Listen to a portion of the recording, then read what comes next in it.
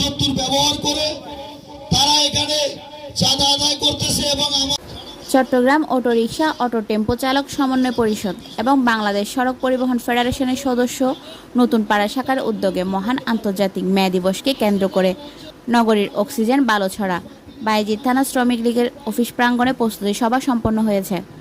প্রস্তুতি সভায় সভাপতিত্ব করেন অটোরিকশা অটো টেম্পো চালক সমন্বয় পরিষদের সভাপতি এবং বায়েজিদ থানা শ্রমিক লীগের সভাপতি মোহাম্মদ দিদারুল আলম।